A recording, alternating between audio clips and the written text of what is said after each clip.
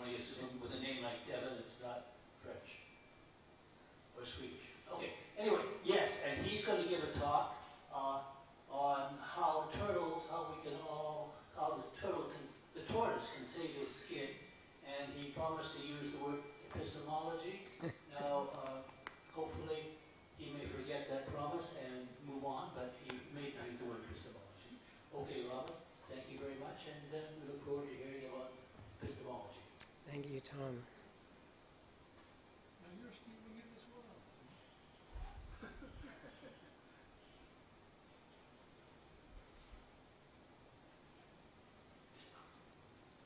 So, welcome everyone.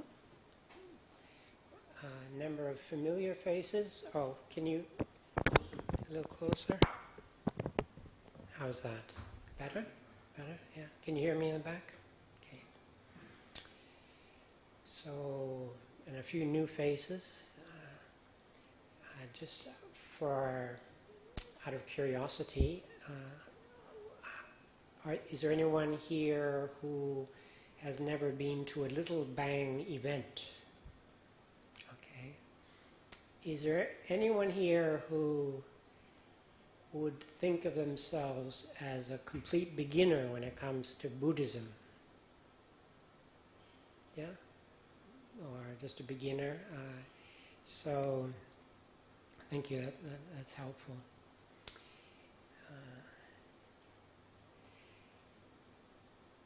Yeah, so this is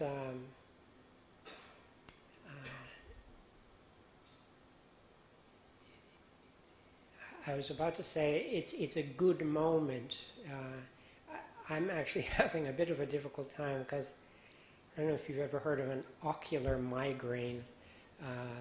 It's bizarre. For 2 days now I have little jagged lights, an aura across my field of vision. It's a little slightly disconcerting. It's not really painful, but so this moment is also a slightly challenging moment. But I don't have to rely on my eyesight so much to give a talk tonight. I think it would be good to have a little bit of light. Yeah, I'd like to be able to, make sure people aren't dozing off during my talk. It gives them an excuse to, anyway. So, yes, it's, for those of you who don't know me, I go back many years with the founder of this group, the Little Bangkok Sangha, or Little Bang, Prapandit, who most of you probably know. I think I was maybe 2 Pansa or 2 Vasa monks, so my second year as a bhikkhu in England in a small monastery in Northumberland, when I'm not allowed to tell you his lay name, he gets upset, but when the previous incarnation of Prapandit turned up, and I'm sure he's grown wiser. He was, I don't know if you, how many of you know Ajahn Suchito, who was the abbot of Chithurst for a long time. He has this theory that our personalities sort of gel at around early to mid-20s. So all of our eccentricities, our idiosyncrasies are kind of with us for life. So I don't know if that's reassuring or not, but it sort of explains why, like, I'm 63, but I can still behave quite childish. There's certain personality traits that I'll probably just carry with me until the end. So yeah, this pre-pundit character turned up. He was very lively, very energetic, very had strong opinions, and but very, very, very kind and friendly, and we've been friends ever since. And one of the joys for me to come to these talks is to support this group, which is, I feel, the best English language platform or group that exists in Bangkok. And so, yeah, thank you for coming. And it's a, yeah, normally I would say, you know, you have so many other things to do in Bangkok. Oh, there's, you know, so much entertainment and neon lights, and you don't have to be here, and yet you choose to come, and that's touching for me. I know that when I'm sure we all have different personal stories and histories, but the fact that you've made the effort is it's you're I think we're all still looking. We're searching. We're seekers, and so I'm glad that we haven't completely drifted into the realm of Zoom meetings entirely, where we no longer meet each other. So that's also really important. I'm very much an advocate, unless it's necessary, to have these live sessions that human beings, we're social animals, and so it's good to have solitude, and it's, of course, in times of pandemics or whatever, maybe then some distance is required, but it's I'm honestly glad that COVID time is more or less past, and we can. I don't know if things will ever be the same for me. It was quite a difficult time, and just observing how, this idea of being a human family and helping each other. I'm not sure we did a great job at that, but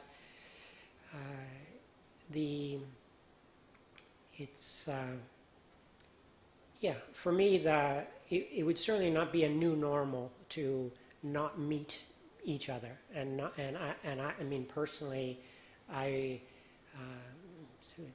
certain limitations, I would expose myself to danger just to be with other people, but that's an aside. So, who here was at the talk 3 months ago? Okay, about half of you. I often give my talks, the subject of my talks depend on what work I'm doing, although I'm more or less retired now. After I disrobed, which was almost 20 years ago now, my profession was translation. I had learned Thai as a monk and had even done some translation of Dhamma books when I was a monk. So fortunately, there was a niche for me when I came out. I was like some sort of rare rodent that requires a little ecosystem. I had no other skills really.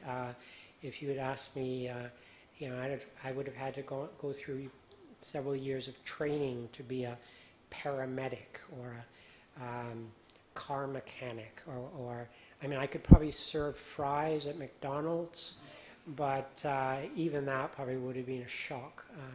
So I was very fortunate that, going back to my appreciation that you're here, it's also a recognition for me. There's really nothing more important than the Dhamma. Of course, my family and my friends are vital, but in some ways, my best friends are my Dhamma friends. They're the ones who I feel understand me the best. And you might know, most of you have heard like the triple gem, or the three jewels, the Buddha, the Dhamma, and the Sangha. And the Sangha is community. That's one way to define that term, but it's being with like-minded individuals. It's receiving the support at times when we need it, because it's very hard to embark on the spiritual journey alone, and to nourish ourselves just without it's almost impossible without the support of friends and teachers. So it's the talk I gave 3 months ago. Those of you who maybe, I think it was in the little biopic, is that what it's called, the story? The translation, my main translation work was a book by a very well-known monk who's still alive in Thailand named Ajahn Payutto, or Somdet Payutto, and the book is called Buddha Dhamma, and so it's like a compendium of Theravada Buddhism. And it took me altogether about 17 years to translate. It's about a 1,500-page book. There's now a very good online version. And now that I'm retired, more or less, I'm going back through that work and revisiting it with new eyes. So 3 months ago was chapter 1, which is on the 5 aggregates, the 5 khandas. And for those who are not familiar with that term, basically, to put it, really to boil it down in its most simple form, is what constitutes a human being. Well, we have a mind and we have a body, quite simple. So the 5 aggregates, 4 of them are mental factors, one of them being consciousness, another being vedana, feeling, sensation, perception, and sankhara, which is difficult to translate, but it's often translated as a volitional formation, because Cetana, or volition, is at the vanguard, is at the front. But there are dozens of other, you could call them constellations of the mind, particular ways in which both positive and negative, so it's quite close to what we would call an emotion. So that was the subject of my last talk, and introduced these concepts. And one of the challenges that I have, and I don't do a lot of teaching, but when I do, is partly it's my love of language, but it's also this idea. I grew up in the U.S., and Buddhism, when I first encountered Buddhism at age 16, it did seem like something from very far away, from the Orient, somewhere in Asia. And although it felt very much familiar, and I felt at home with this particular tradition, this teaching, there was a lot of this east-west gap, or this that I felt needed to be bridged, and has been bridged, or bridges have been built for 200 years or more of studying, especially with the one of the if you can say a positive side of colonialism was that there was exposure to parts of the world. Mostly it was the European powers that were the colonizers. But a lot of these people were not just looking for loot. Many of them were. But there were some really conscientious and inquisitive people who, and some of them were civil servants. I think it's hard for us in the age of the internet and TikTok and things to really realize what it was like, say, 150 years ago. No electricity, is that correct? and not that you were there, but that people, I think education was different. I think kids were still learning Greek and Latin a lot of the time. I think a lot of that's gone. But so you have people who are really interested in the cultures, and India was, of course, an enormous had a wealth of history, and so that's where the Buddha spent most of his life. His birthplace is probably in modern-day Nepal, but so one of the ways to create this bridge of okay, I was born in a Christian family, and the West has a set of values and its own history, but like as I said, I just had this resonance with the Buddha's teachings. It was really like meeting an old friend, and it was very exciting for me at the time. And I've mentioned this before that I was quite annoying back then, because I'd go to have you heard? I was like a Jehovah's Witness, I was like the Buddha's witness, knocking, not quite knocking on people's doors, but very enthusiastic, like, have you heard the good word? And then people would look at me, like I'm a bit nuts, which I was, because that is sort of one of the attributes of being a zealot, is that you're just very excited. It's not always a bad thing.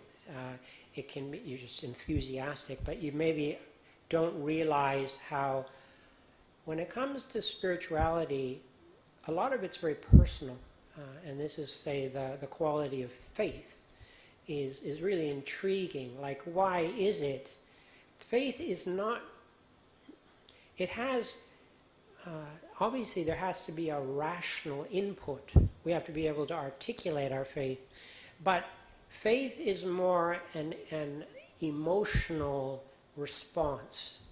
It's somehow this sense of, I'm not sure, but this person seems to be onto something, or this tradition seems to be really promising. And so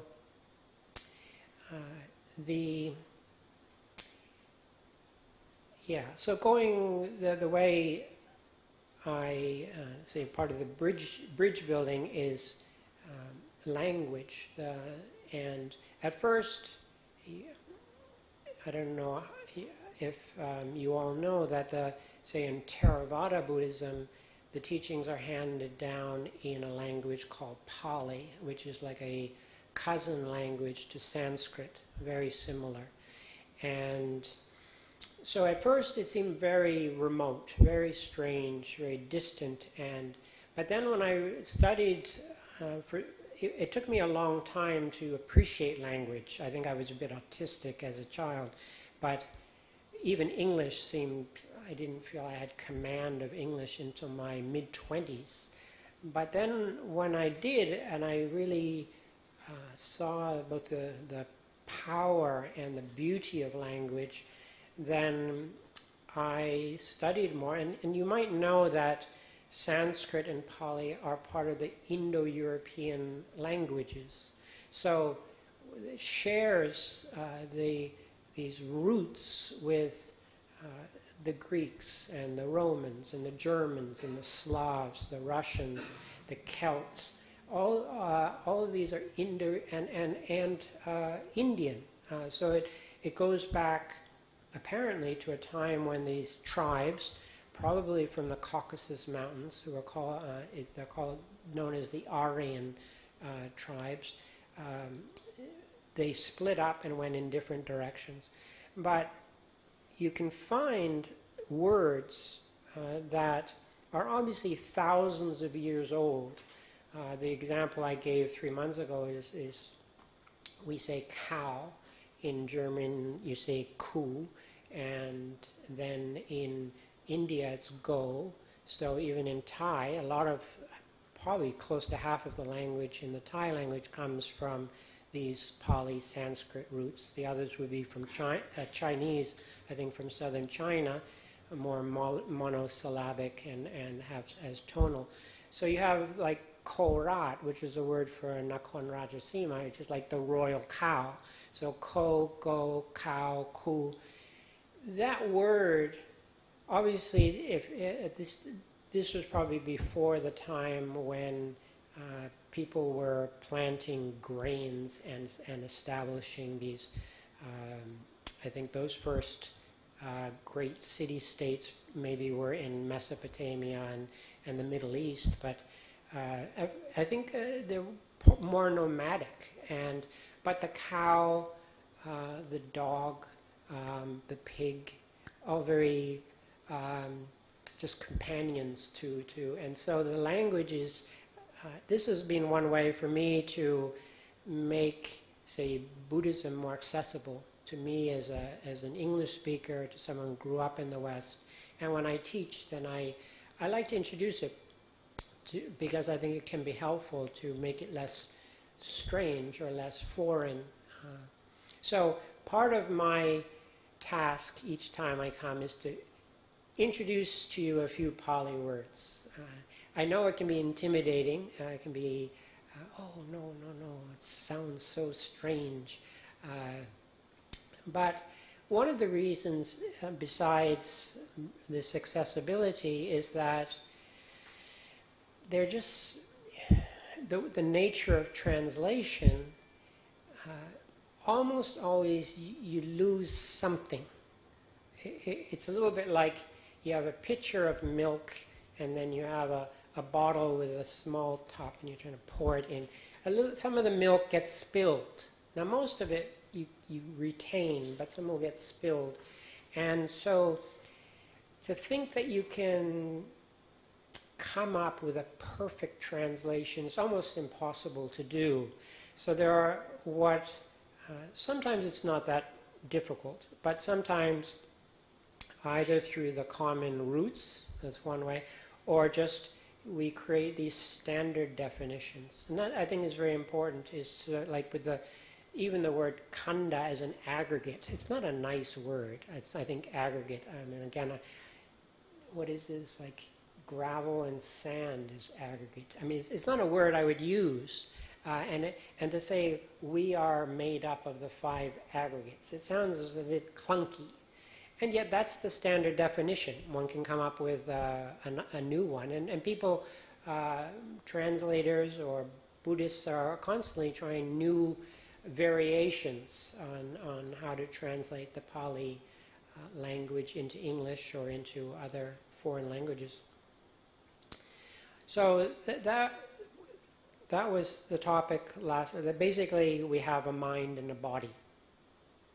That's where we start in Buddhism. It doesn't mean you have to agree with it, but it's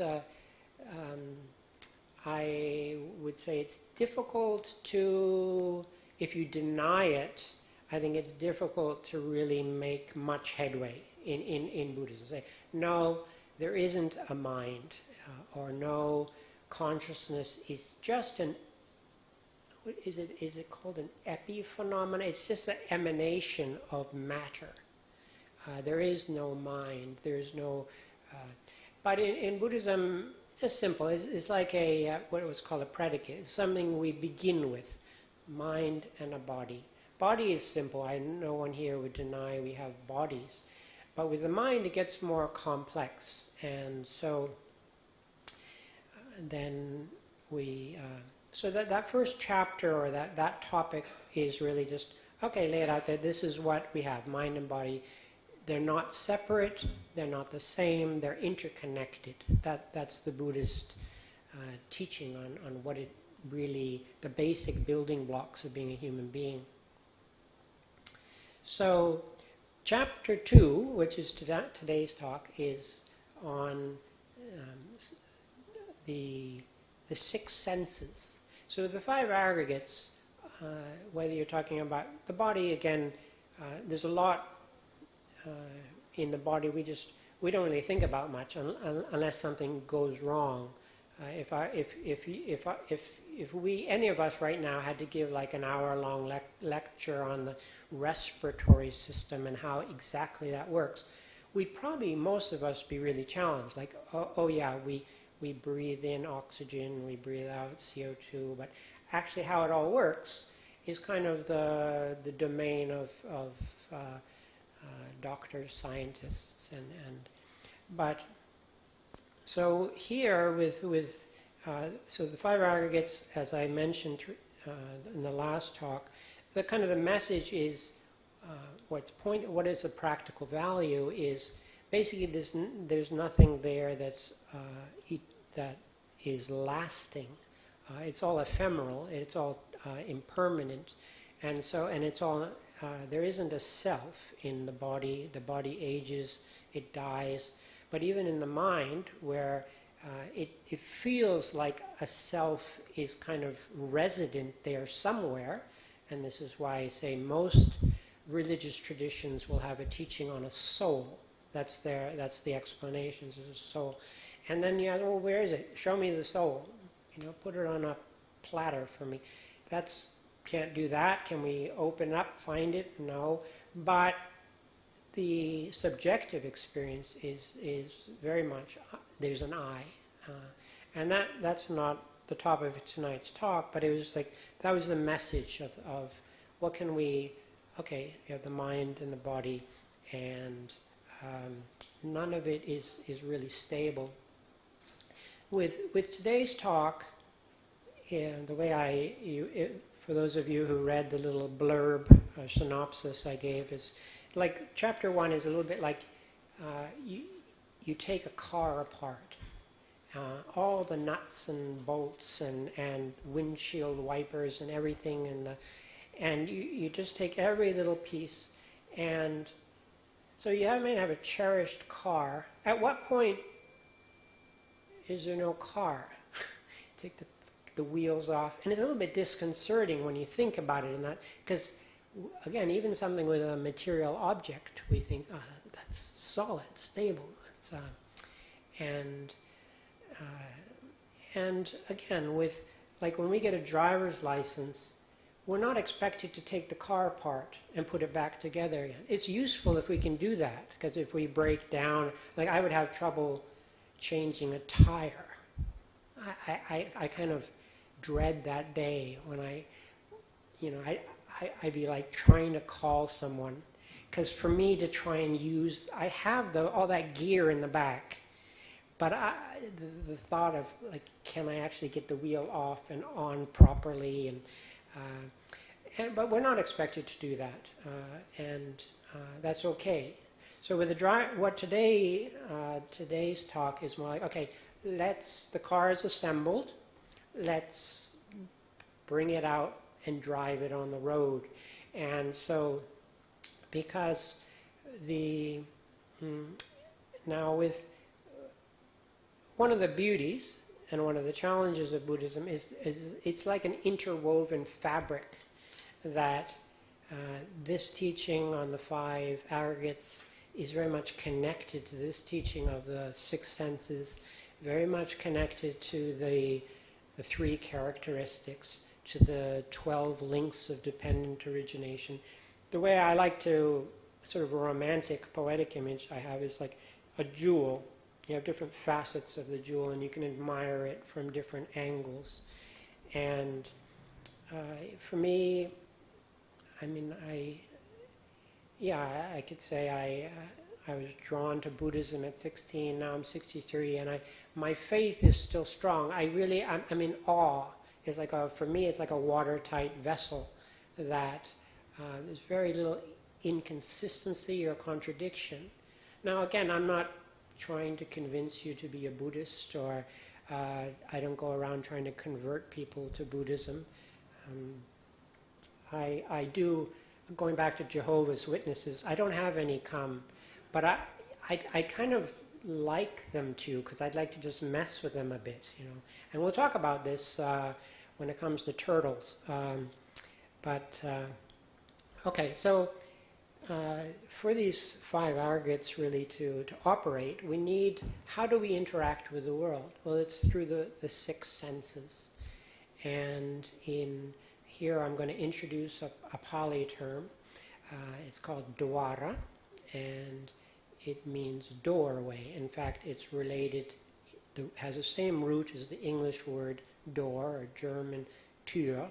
And so this is these 6 senses, so the eye, ear, nose, tongue, body, so basically tactile sensations, and then the mind, mano, are paired with 6 sense objects. And so these 6 sense bases and 6 sense objects are there. The Pali word that's used for those is ayatana, which really just means connection. And so dwara is one word for the sense base. Usually, like in the way in this book and the way I'll be talking about tonight, I'll be using ayatana for the sense base. And then for the sense object, there's a word called aramana. So that's the sights, the sounds, the smells, the tastes or flavors, the tactile objects, and the mental objects, or the ideas, or the fabrications we make with the mind. So there's pretty basic, pretty not controversial, that this is the way we interact with the world. And now, as I said, with these teachings, they overlap and they're intertwined, and so okay, so you have, say, an eye, and you have a visual form, which I understand is light waves hitting our retina. Is that accurate? I'm looking to you, Rian, for you more or less. Okay, as sounds is sound waves that hit our eardrum, and of course we can't use the eye to hear sound, so they're very much paired. So you have another word called indriya for the sense bases. And indriya, I don't know if you know of the Hindu god Indra, one of the most important gods in their pantheon, and probably the most important in the earlier years when the Aryan people settled in India, because they were a martial people. They conquered. There were people living in the Indian subcontinent, and they were subjugated. They were conquered. And so Indra was their god. It was like Mars, or is it Ares? Is that Is that the Greek version of Mars? Yeah. Okay. So the very important god, but a battle god, a warlike god. And then once there was a bit of peace and order then you had the Brahma, Shiva, Vishnu as a sort of they sort of impose structure. Shiva maybe not; he's the destroyer, but Vishnu is sustains. Is where, like in Thai language, you have Wisawakon, which is an engineer, so that comes from the same root as Vishnu. Brahma is the creator, and so this word Indriya just means like the eye is the Lord over seeing. In the activity of sight or of seeing, the eye is Lord. You can't rely on your ear. You can't rely on your nose. So you have. So for today's talk, you have the ayatana, the 6 sense bases, the 6 aramana, objects, and what happens when contact is made. Any guesses? Consciousness, there you go. very good. So you have this, in Pali it's called pasa, contact, and so you have a sense base, a sense object, and but not everything, we say within our field of vision, to give an example, do we actually see. We see those things we want to see or we're interested in, and so I was thinking, I didn't do it, of having like a few pictures up here and then flipping them over and asking you, okay, which ones, can you tell me what were on those 4 pictures? And it would probably vary. Like some people love flowers. Some people, like I love birds. If I go anywhere, the first thing I do is look at the birds. And I don't really care that much about the architecture or there's a lot of things I just don't notice because of my own particular interests. And that's an example of how you can't just have a sense base and a sense object. There are other factors. But when the two, in a sense, it's almost like conception. You have a male and a female who are able to reproduce, but at least for Buddhists, you need consciousness too, or there won't be birth. You can have a sperm and an egg, but you need consciousness for new life too. It's a little bit like that, and that's a comparison that you have sense base, sense object, and consciousness. And those 3,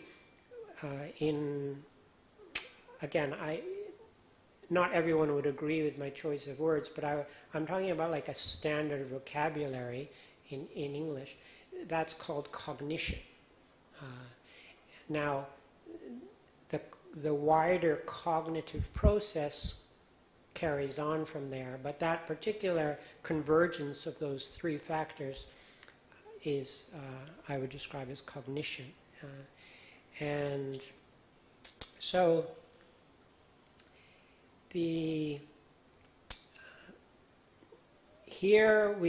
that's all pretty mechanical in a sense, although, as I said, it's of interest that like this sankhara, this mental formation of, say, intention or interest, or it could be something else. It could be absent-mindedness, or we could just be asleep.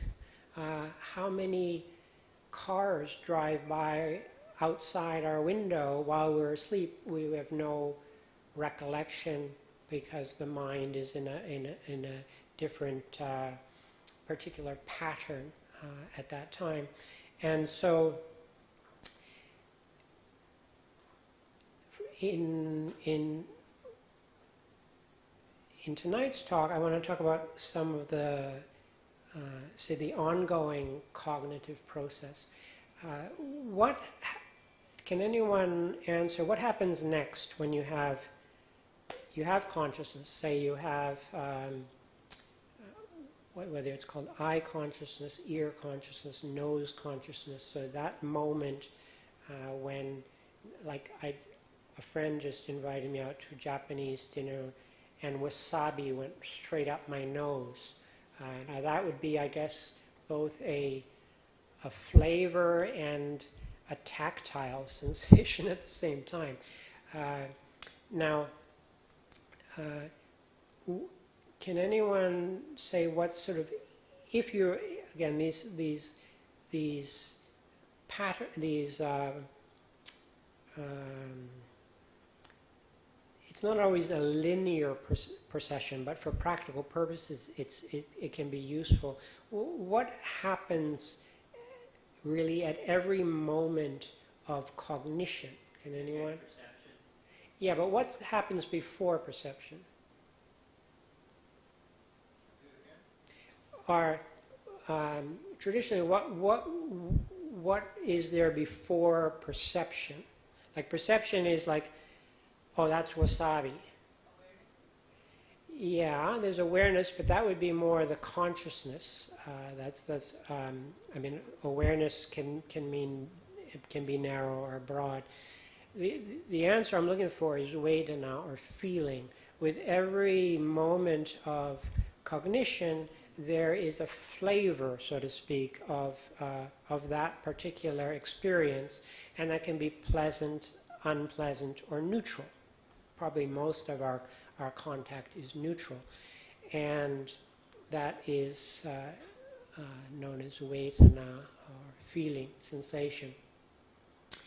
And this is where I was talking earlier about the overlap.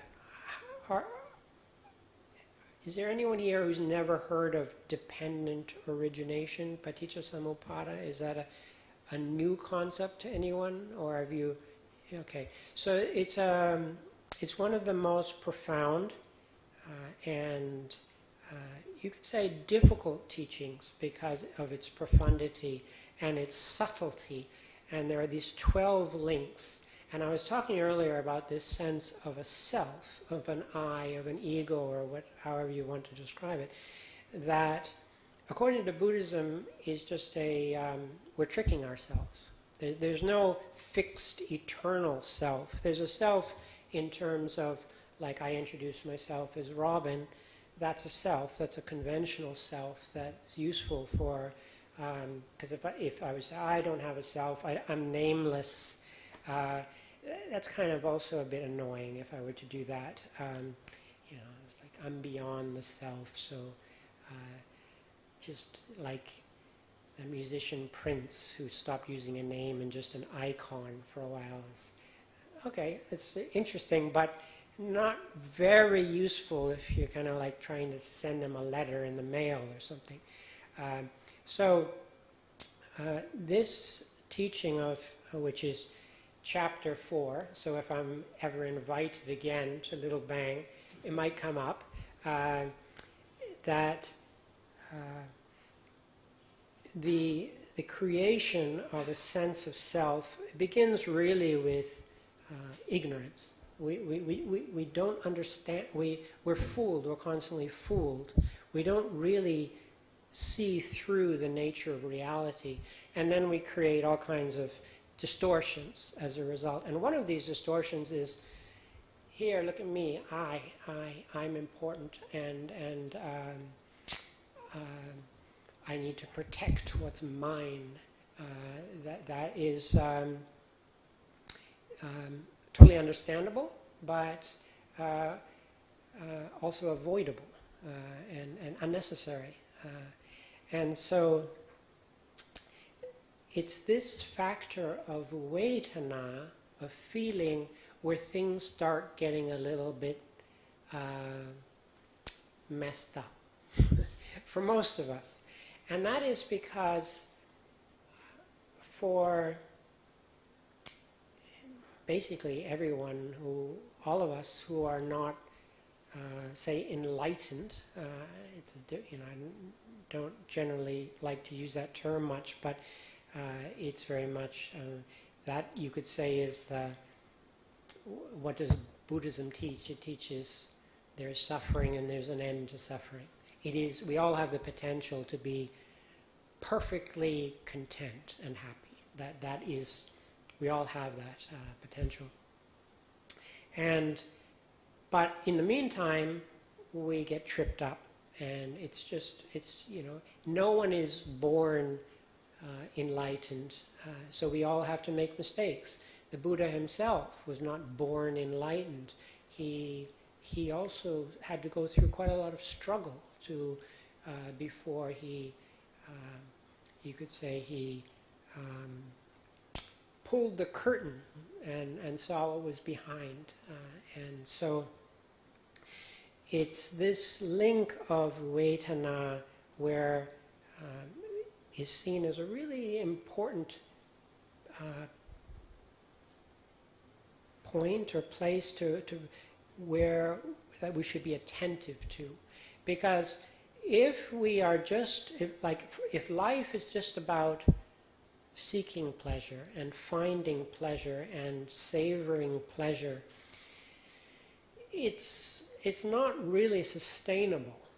It's a bit hit and miss, and usually, if we're dedicated just to pleasure, to sense pleasure, and we're talking about the six senses here, then there'll be a lot of times when we're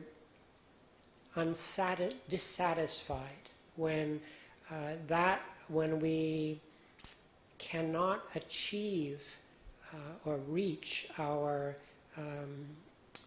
stated goal, which in this case would be pleasure. We want pleasure.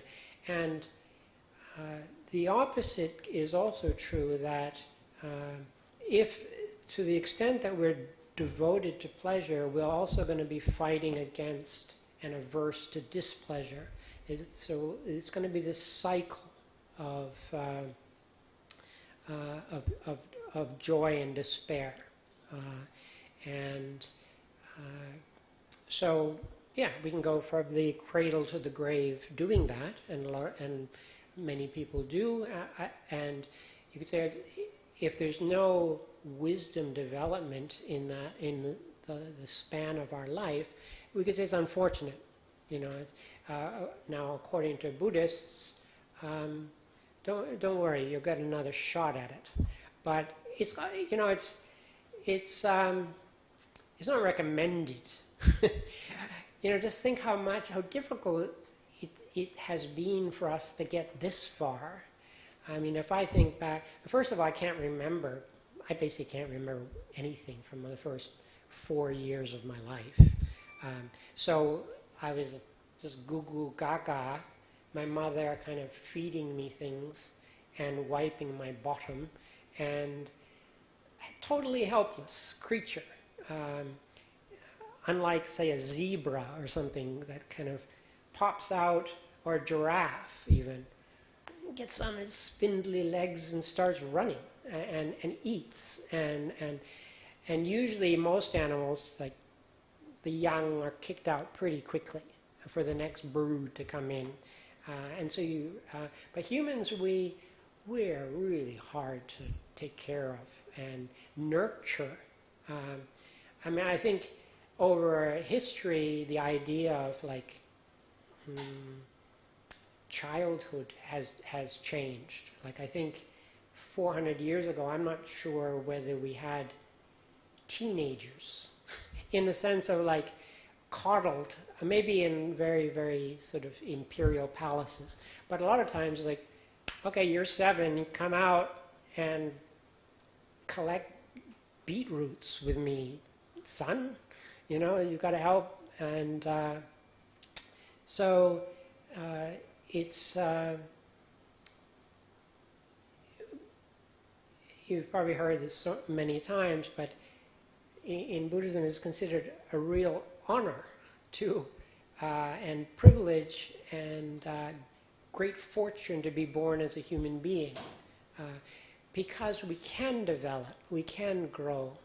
And I would say, that was perhaps the most exciting aspect when I first encountered Buddhism. First, it wasn't so much a relief, it was just because I tried the God thing. And, okay, I prayed when I was 12. I remember my mom walking in and so embarrassed, I was there praying against my pillow. But I was part of my spiritual search. And so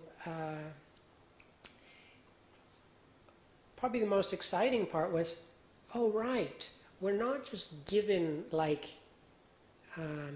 this degree of virtue and vice. I only have this much patience. I'll never be more patient than this. Or I'll never be more kind or more generous. But it's very much, we can till the soil, we can work on ourselves and improve. And that's really what makes life meaningful. And I would say it's not so much happiness that is the gauge, but can we really say that we have developed virtue? Have we become a better human being? And again, part of I was saying earlier, it's not recommended to be reborn. Probably most of us will be. And that's okay, that's just the way it is. And that's not something to be terrified of either. It's sobering, but we can say, okay, I mean, this is one big difference, say, between the culture I grew up in the States and Thai culture. The Thais are pretty laid back, and a lot of times, like, yeah, I mean, just may as well just lie in my hammock, and you know, they are. There's a little bit of the complacency there, but it's also one of, yeah, I'll have, you know, I'll get another chance. I'll slowly make effort, and it is a little bit like the rabbit and the tortoise, that sometimes it's not just a matter of willfully making effort and trying to be the fastest to reach the goal. That sometimes this quiet plodding along is a better tactic or technique. So, as I was saying, with this cognitive process that relies on the six senses, so you have consciousness, and then you have, which is just arises and passes in every moment. It's not you could say it's like a stream of electricity, rather than a thing that is there unchanging. And then each moment of consciousness gives rise to a sensation or feeling. And if we can just, okay, we're just going to learn, because Vedana, or feeling sensation, is very useful. Like if a child places their hand on a stovetop and it burns them, it hurts, it's painful, but they realize this is dangerous. So they have learned something very valuable through sensation. But that's different from, oh, I got that chocolate milkshake and I was so happy and I need another one. And I'll do whatever it takes to get that, and again and again. That, and that's perhaps a trivial example, but the way I've described it in the past is that, in a sense, we're all junkies. We love Vedana, but for, say, the description of is there an echo or is there any way to rectify that? Anyway.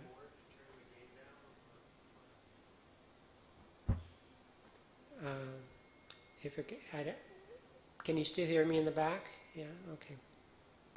So, if we can harness or try and just learn from, okay, wait, what is it? This is how we learn about the world. What's safe? What's unsafe? And but it's not something we're not looking for the meaning of life or satisfaction through Vedana. And the way it's described for someone who is, say, the pure cognitive process, Vedana is basically not even mentioned.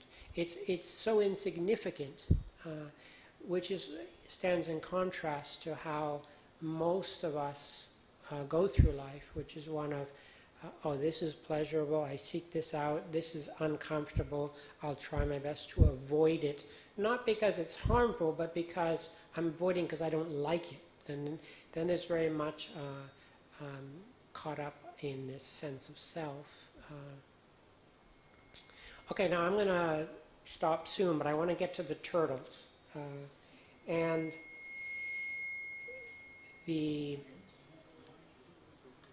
towards me?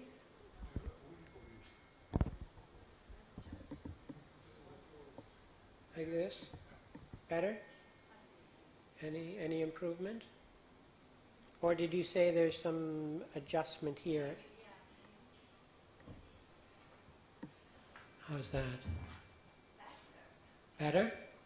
We like it. You like it? Ah, good.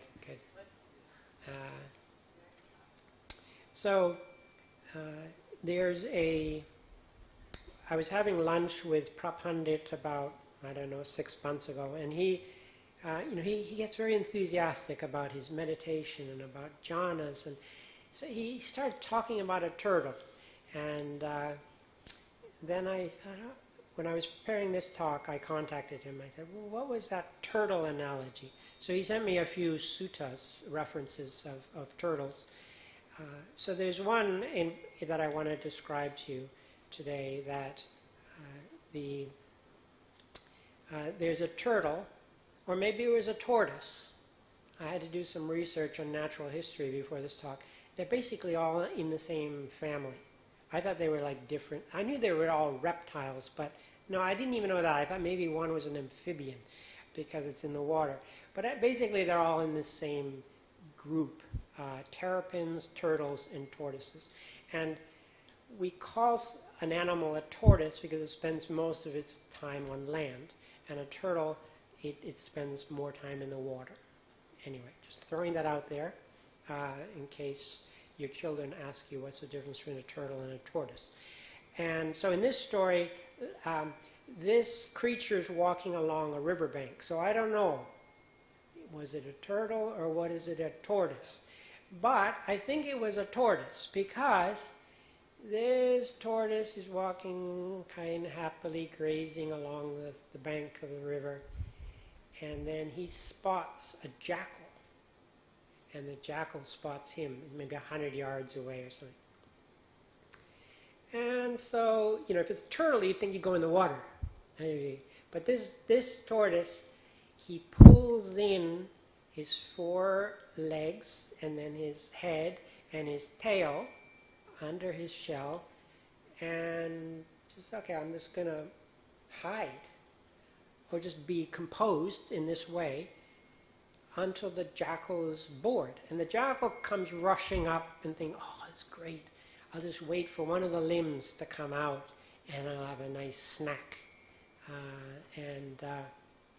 Of course, the tortoise was very patient, and the jackal got bored quite quickly and wandered off. And so that's how the tortoise saved its skin. And the way this sutta in the scriptures, it's an analogy for how we can guard the senses. That if this is like with the 3 months ago, the talk was on, well, what is the moral of the story? Well, there's no self. There's nothing here that's solid and substantial in the sense of everlasting. Here, has a more the practical meaning is one of, we do actually we can train, we can develop the senses. Now that doesn't mean going to the eye doctor and improving our eyesight. It means learning how to guard the senses and not allow dangerous, knowing our own limitations is a lot about sense restraint, which is called indriya samvara. And so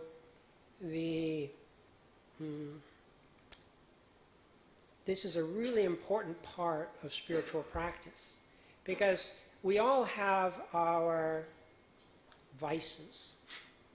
You don't have to tell me what yours are, but we all have things that we kind of we get obsessed over, or really can even cause problems in our lives. There are addictions to feed or whatever that say. I fortunately, no one in my family is an alcoholic, but I know it's a fairly common, you could say, mental problem, if not an illness, that of this dependence on alcohol. Now, I know what it's like to have a nice beer and being put in a good mood, but that's different. This is an example where if you are an alcoholic, you just don't take a drink, and you have to be able to, that if you drink, you'll probably get caught up in that cycle again. And so it's sense restraint. You just say, okay, I'm going to avoid that because I know that that's potentially harmful for me. So this is you could say the main moral of this chapter, that it doesn't sound exciting. In fact, some people say, oh, you should just enjoy life. Why are you being so serious and controlling? And because that's what it sounds like, sense restraint, like a bit like a straitjacket. And it's not that. It's learning the being able to recognize danger. And so in this story, the predator, the jackal, was Mara. I don't know. Is anyone here who doesn't know who Mara is? You all know who Mara is. Well, Mara is like... That's Mara. There you go. I don't know if this does anything. No? No? Can you hear me still? Because I've turned it quite all the way around. So Mara is really interesting, like how you could say the equivalent to Satan or Lucifer. This is the way the parallel is interesting, because Lucifer apparently or Satan was a fallen angel. That's where it gets quite. There's an interesting parallel. We don't have we do have hell realms in Buddhism, but we don't have some character with a trident and a forked tail who's trying to lead us down into the abyss. It's more that Mara, if you know about Buddhist cosmology, there are 6 levels of sensual heaven realms. And he's up in the 6th, which is the highest of the 6. But he wants to entrap. He uses sensuality as a way to keep beings under his domain. And so this was the story, that Mara's always looking for ways to catch us. But if we guard the senses, if we know, okay, I know where danger lies, I know how to avoid danger, then we can be quite happy under our shell. We don't want to live, of course, all the time under a shell, but there are times when, is retract the word? You can pull in your limb because you don't want it to be bitten off. And so I had, Ralph's not here today. I had, he sometimes comes to these gatherings. I had lunch with him last week, and when I mentioned turtles, he said, turtles all the way down. Any of you familiar with that? Turtles all the way down. I'd heard that, and I did some research, and it's a term used in philosophy because especially in India, I think China and some peoples in the old ancient Americas, that had this idea of the cosmos, that the world lies on a turtle. The turtle supports, or sometimes there's 4 elephants who rest on a turtle. And so people, I guess, I don't know, wise guys went to India and said, like, okay, tell us about the earth and a turtle. So what's the turtle sitting on? And then some people would say, oh, it's another bigger turtle. And some would say, let's change the subject, can't we? It's like it's uncomfortable because so it has to do with this idea of you always have to, you can never really have an end to your premise because it relies on another turtle. So it's turtles all the way down. And you've probably heard of Bertrand Russell, a philosopher of the last century. He gave a talk of why I don't believe in God. And probably not a very popular talk among some people, but he was saying that, okay, they're telling me that everything needs a cause, but then God needs a cause. Why can't you just, and so he's using that. So I was saying turtles all the way down and God's all the way up. That, in fact, in the book Buddha Dhamma, Ajahn Payutta talks about if you believe in a creator God, who created everything. Well, who created God? I mean, that's a good question. And that's one of the questions I would ask the Jehovah's Witnesses if they came to my house. They probably wouldn't come back again, because I'd really like give it, it's a little bit naughty of me to but so we have about 20 minutes left. Let me just check my notes that there isn't anything vital that I've left out here.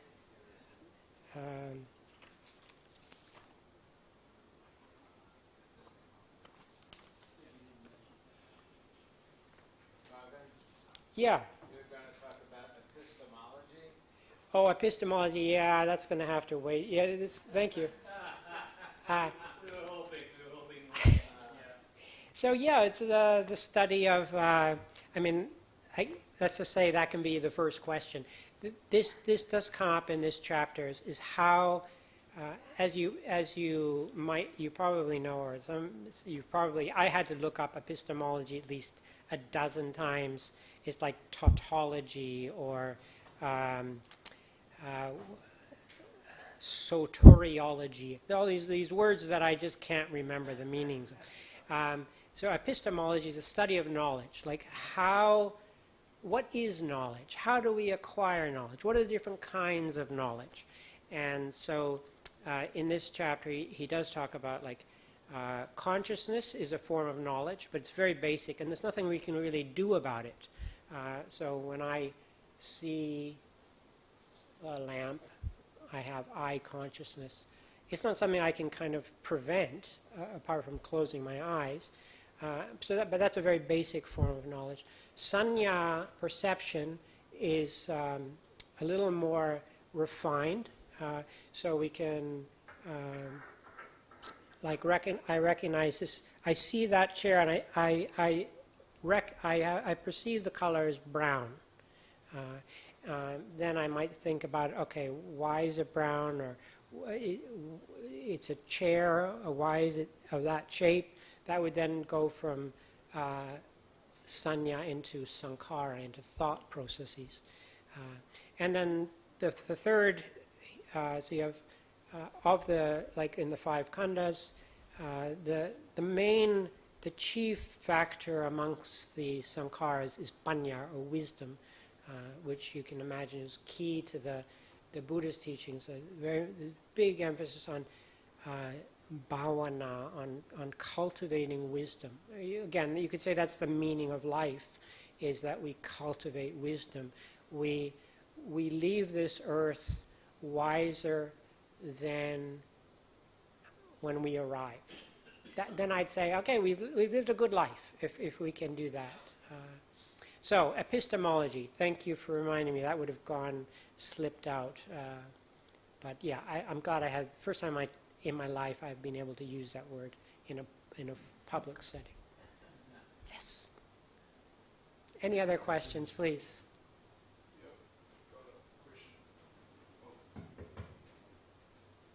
Thank you. Just Robin, right? Yeah. Yeah, this is Adam. Just back to the skanda part of your talk. Yeah. And I remember reading somewhere, I think it was in Anguttara Nikaya, on another part of Majjhima Nikaya, Mm-hmm. the Buddha was talking about a type of consciousness that's luminous all around. And in Anguttara, he actually says, without that, then there wouldn't be any possibility of enlightenment.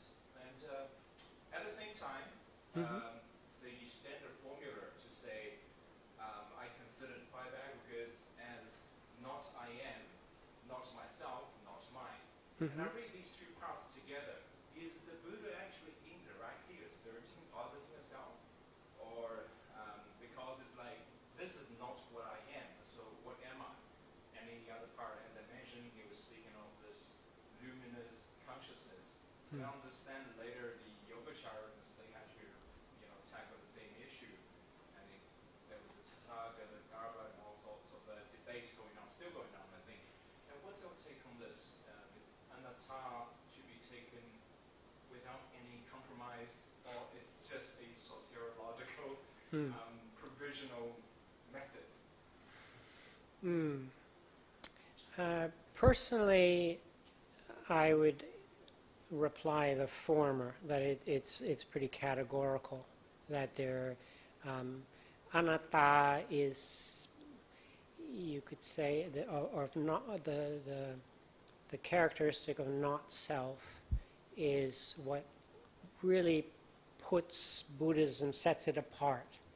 Like, there's so many other parallels and overlaps between other religions, starting with moral conduct, the 5 precepts, or don't steal, don't kill, don't lie. These are virtues that throughout history people have elevated, and so even say concentration or meditation you can find in other traditions of making working with awareness and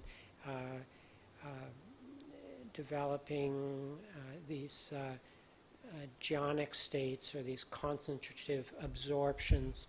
But when it comes to panya and wisdom, and what is it that really brings about release, according to Buddhism, it's the insight, it's the clear, direct, uncompromising insight into not self. So in terms of how you pose that question, I would simply, I would say that there are probably teachings that are a little bit ambiguous, at least maybe hard to interpret. Say, when it comes to consciousness, I mean, I was going to ask if any of you want to be immortal. Like, I think Albert Einstein is going to be remembered 1,000 years from now. I honestly don't know what he discovered. I know so far it has had no practical benefit for me that E equals mc squared. I believe him. I'm not trying to dispute it, but I do think it's pretty ground shaking or earth. He was onto something that was useful, not just to create nuclear energy, but for other reasons, our understanding of the universe. But it has to do with physics, and something I saw on the internet was groundbreaking study suggests that consciousness may arise from quantum processes in brain microtubules. And I'm thinking, oh, they're getting close, they're getting close. Before long, someone's going to prove that consciousness exists, and we're all going to accept it. It's just like we all accept pretty much this theory of relativity. I mean, maybe there's still disputes among quantum physicists of what actually is going on the material level, but I do, like, in terms of, I mean, there's various ways where I could highlight that ambiguity, that, so consciousness is considered a dhatu, an element, just like earth, water, fire, and air, and space, that wherever the universe is never without consciousness as an element, but it doesn't mean it's a thing, and it doesn't mean that there's some ocean of consciousness, like there's a sort of, I grew up in a sort of more like New Agey kind of time. Oh, we're all come out of this great primordial ocean of consciousness, and when we die, we all kind of, almost like, I don't know, what's it, like an amoeba or something, we're kind of like, just kind of, or something out of a, what was that, one of the movie, anyway, that's all it is. It's just simply recognizing, again, mind and matter. It's just part of the universe. Now, with Nibbana or Nirvana, you go beyond Namarupa. There's no foothold for Namarupa anymore. It's ineffable. You can't really describe, but it's the simplest way is no more greed, hatred, and delusion. But that's an example where people might think, oh, it's an element, that somehow it exists as something, consciousness, that, or another example is like the word citta, or heart, or mind. The root is from what I understand, it means luminous. It means bright. So you could say it's almost like we all are bright. We all inherently, like, that's who we are. We're these bright beings, luminous beings, who are not, and this is, it's optional to suffer. It's not optional to feel pain. Even the Buddha felt pain, but he didn't suffer. And there's a huge difference. So pain is mandatory, suffering is optional. But so I would say that I have never found any passage or teaching in Theravada Buddhism that would give any room whatsoever for a self. Now I know there are, like, there's a big controversy of the Dhammakai monastery north of Bangkok, and they were claiming that Nibbana is the ultimate Atma, is really the self, capital S self. So it's like a Godhead then. And there are many other Buddhist traditions where the self kind of comes back in, like, all the previous Buddhas are somewhere chanting, and they're kind of in this realm, and they exist as some sort of entity. But I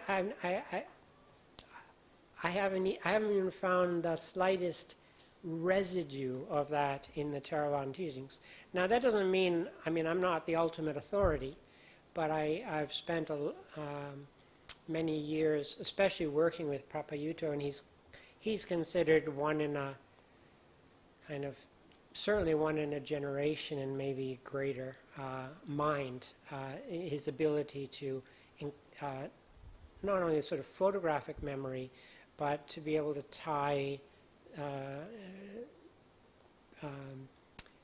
make a coherent, like I say, distill. The Buddhist teachings are vast. They fill up a huge, not a huge, but a big bookshelf, 47 volumes. Then that's just that's not the sub-commentaries or the commentaries. It's just what was considered to be the Buddha's teachings and his disciples. So that's my take on it. I'm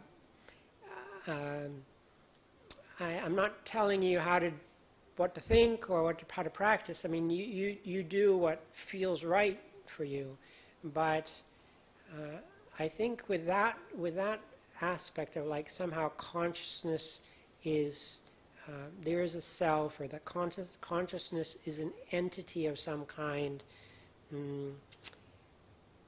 It's not substantiated for me in the teachings that I've encountered, and for me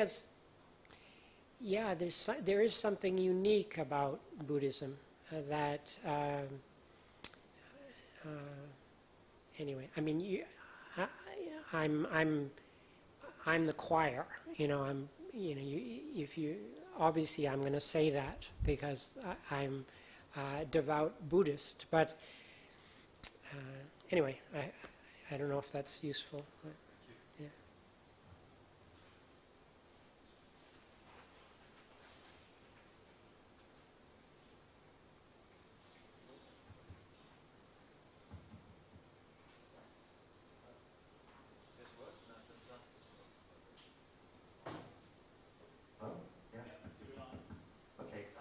Having sort of listened to I think it's 5 Aggregates, 6 Senses, and I just want to pick up on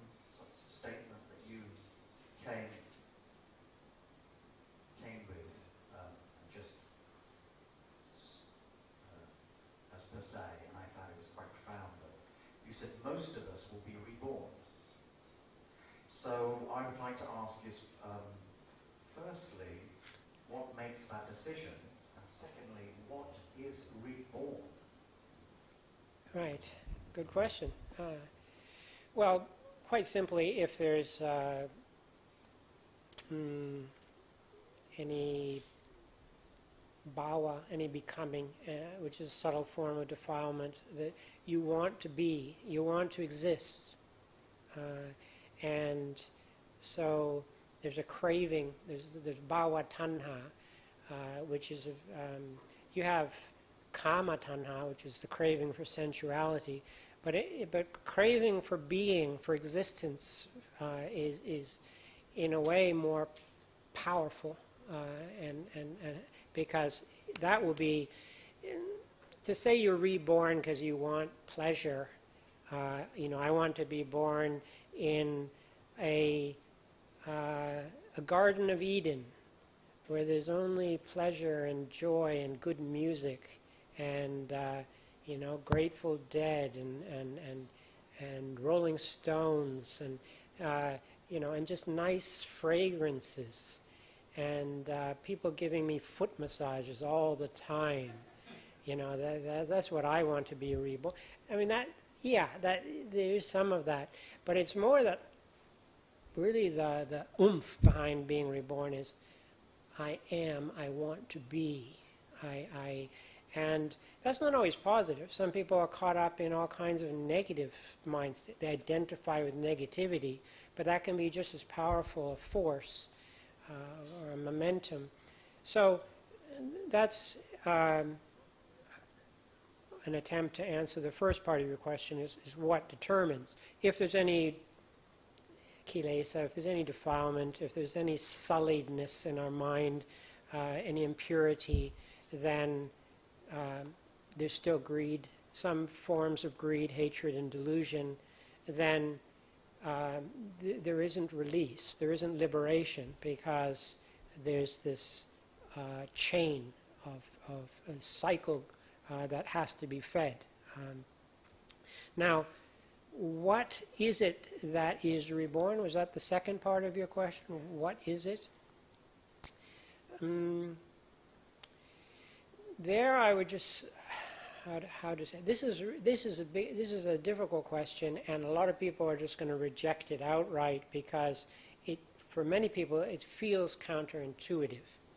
That like, how can there be future and past lives when this body is ashes to ashes, dust to dust? So all the neural links and however memory is stored in the brain, so the mind-body relationship, when the brain's no longer there, how can there be, what is there that can continue? And I would simply say there is a stream of consciousness or a conscious continuum, but a tainted one. I mean, one could probably use conscious continuum for an arahant or a Buddha, but here it's you're probably familiar with the analogy of the candle. Yeah. So you need a wick, you need wax, you need a flame. Then when it burns down, almost it's starting to flicker and flutter because it has no more fuel. Your life is coming to an end. Then at that very last moment before the fire is extinguished, another wick is placed, another candle is ignited from that one. And then you can ask, well, is that flame the same as that one, or is it completely different? No, it's not. It's neither of those answers, I think, are correct. It's dependent on the previous candle for this candle to be burning. And of course, it's much more complex than that, because, and this is where it gets tricky. And I've found when I lived in England, so many people who came to the monastery and were even called themselves Buddhists could not accept rebirth. They just didn't like it. It didn't buy it, and that's fine too. Again, it's not a religion of you have to believe in order to be a good Buddhist. find out for yourself. Now with this one, rebirth, I mean, find out for yourself, we will, but it's, it's probably going to be one of the most exciting moments of our lives when we're going. And I don't know. I don't have a memory. I mean, there are people apparently who have these extraordinary, usually through some form of concentration, or that has been accumulated or refined over many lifetimes, where they can recall past lives. I can't do that, so I don't know what it's like to die, but I can have a pretty interesting, I mean, I don't think I'm far off that it's going to be both a shock and maybe also something quite freeing in a sense, because yeah, it might not be, it might have to be a wailing infant again. That's going to be hard. But there's also this sense, I would say it's more like not just a stream of consciousness, but a stream of the quality of consciousness. That if you've lived a good life consistently, that it's almost like the wick, the wax is pure, it's burning bright, and you're going it's like you're going in a good direction.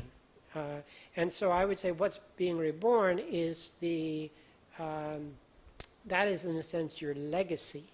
So what we're doing now, there's no guarantee, and this is another part that's challenging. You think, okay, what's my credit rating? Does my Garmin tell me how much merit I've made, this month, enough to make it to Tawa Tingsa heaven, or maybe to be reborn in the royal palace? Or do I have to, there's all, I mean, of course that's a speculation and not useful, but I would say I find that a useful way of approaching the topic, because I really do feel, I really believe that it's not in vain that we make effort and strive to be better people. Like it's not just for this lifetime. But that's very personal. This is coming down again to the area of faith, of, there's a beautiful poem by, is it Rabindranath Tagore, who said, like, faith is the bird that sings before dawn. Like, why does the blackbird sing at 4 a.m.? The blackbird doesn't know that the sun's going to come up, but sings anyways. And that's a little bit like faith. It's like this sense of we are drawn, I'm drawn, and I have this sense, I have this intuition that I'm not living my life in vain. What's going to be reborn is not a thing, not a person, not a soul, but a package. I don't know how to put it poetically. It's a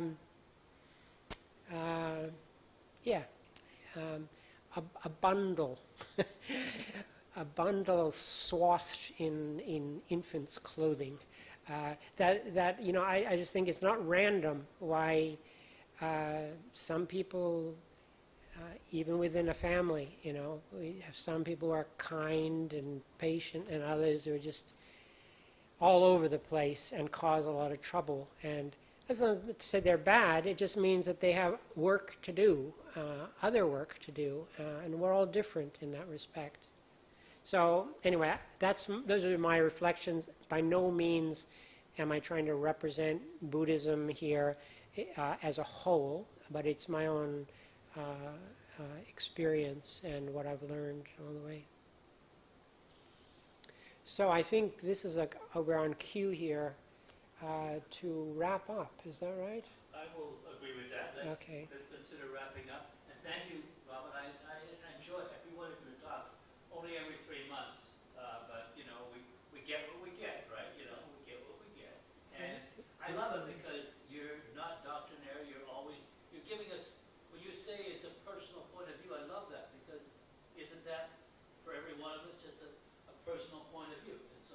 giving us his personal point of view after 40 years of being involved with Buddhism and being a monk. So, yeah, I'd like to thank everyone for coming tonight.